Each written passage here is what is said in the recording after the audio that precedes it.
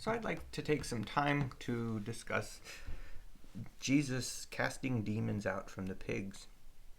This is from Matthew 8, and it says, when Jesus arrived on the other side in the region of Gadarenes, he was met by two demon-possessed men coming from the tombs. They were so violent no one could pass that way. "What do you want with us, Son of God?" they shouted. "Have you come here to torture us before the appointed time?" In the distance, a large herd of pigs was feeding, so the demons begged Jesus, "If you drive us out, send us to the herd of pigs." "Go," he told them. So they came out and went into the pigs, and the whole herd rushed down the steep bank into the sea and died in the waters. We can see the same story in Luke 8 and Mark 5. This is Mark 5. When the man saw Jesus from a distance, he ran and fell on his knees before him. They describe him living in the tombs, so violent he was being restrained with chains. So he shouted in a loud voice, "What do you want from me, Jesus, Son of the Most High? I beg you not to torture me." For Jesus declared to come out. "Come out of this man, you clean spirit." "What is your name?" Jesus asked. "My name is Legion, for we are many." And he begged Jesus repeatedly not to send them out of that region. Now, what's interesting is in all three versions, they describe the people being upset. When they saw him, they begged him to leave their region. Mark 5, those who had seen what is described, they described what happened. Verse 18, as he was getting back to the boat, the men who had been possessed begged to go with him. Oh, I'm sorry, I missed it here. In verse 15, when they came to see Jesus, they saw the man who had been possessed by the legion of demons sitting there, clothed and in his right mind, and they were afraid.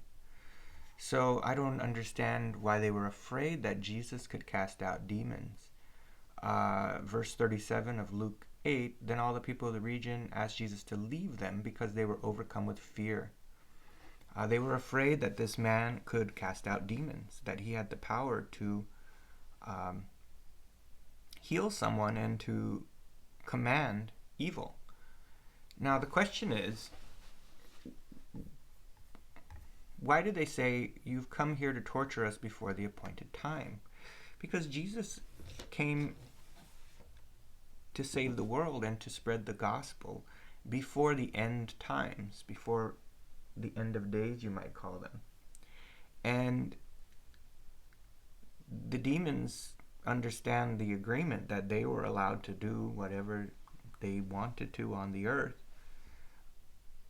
until the appointed time. And the question is, why did they send the demons, or why did Jesus send the demons into a herd of pigs? What does that represent? And what does it mean when they drove themselves off of the cliff? I believe that the idea of a pig or a swine is a long tradition of describing the abuse of power. Today sometimes people call policemen pigs, but they really don't. They call bad policemen and people who abuse power pigs or swine. People who are greedy and abuse power are swine, perhaps because swine will go around and overconsume. They will get incredibly large. They will consume other swine. Some stories show even humans falling into the trough of a pig, and the pigs even eating the human as well. So they were voracious devourers of food, and they describe this abuse of power and greed. Now, what it seems to be showing me is that Jesus freed this man who lived in a cave, and the demons were allowed to be cast out into people of authority who could abuse the authority. But the idea is that these people who abuse authority are going to run themselves off a cliff. They have a saying, if you give someone enough rope, they'll hang themselves. My personal view about power and corruption is not that power is corrupt. It's that corruption seeks power. Corruption seeks power and wealth. It's greedy.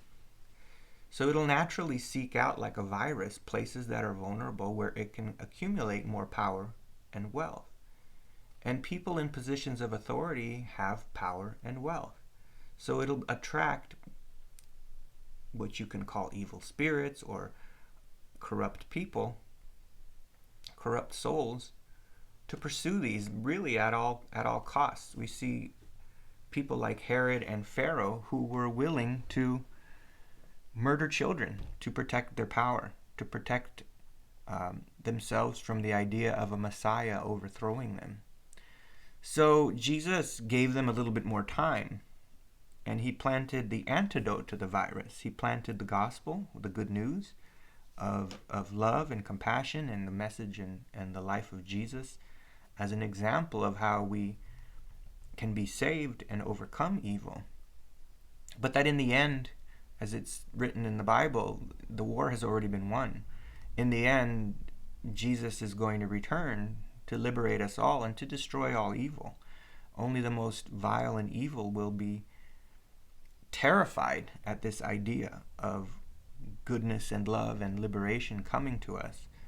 So Jesus gave evil a little bit more time, and I believe evil is predictable. It's going to go into people who abuse power, and oftentimes they really defeat themselves in doing this. There's a verse in Ephesians 6:12 that makes me think about this abuse of power and authority. Now, Jesus told us what belongs to Caesar, give unto Caesar what belongs to Caesar. We're not here to overthrow our government or to rebel against authority, but we're here to stand up for truth. And perhaps that means standing up for abuses of authority and abuses of power and lies. But in Ephesians 6:12 it says, our struggle is not against flesh and blood, but against the rulers, against authorities, against powers of this dark world, and against the spiritual forces of evil in the heavenly realms. So I believe that the abuse of power is what we're really talking about. These swine contain the evil spirits that wish to lie, deceit, destroy, and we clearly see that in some of the abuses of power around the world. So what is the way that we protect ourselves in the meantime? It says in the same chapter of Ephesians, put on the full armor of God so you can take your stand against evil schemes. For our struggle is not against flesh and blood, but against the rulers, authorities, powers of this dark world, and against the spiritual forces of evil in the heavenly realms. Therefore, put the full armor of God on.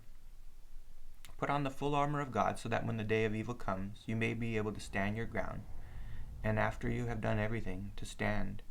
Stand firm then, with the belt of truth buckled around your waist, with the breastplate of righteousness in place, and with your feet fitted with the readiness that comes from the gospel of peace. Remember, we have a gospel of peace. Christ is the Prince of Peace.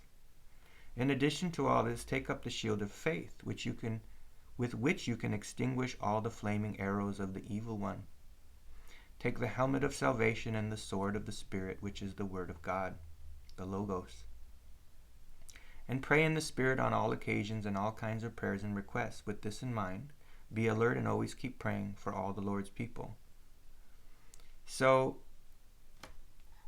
we are told to stand firm, but with peace and with truth, and to watch out for those who abuse power and for the forces of evil. And I think most of the modern generation don't really believe in an actual force of evil. They either don't think about it, or they think of it as an old wives' tale or an old tradition. But I think most of us can clearly see and even intuit and feel this sense of goodness in the world, and also this sense of evil and predatory people and sick people as well, people who have just been abused, exploited, and taught wrong, and set on the course to want to abuse and exploit others as well. But we have the hope of Jesus Christ to help us to win this battle. We've already won the war, but we use the armor of Christ to win each battle every day.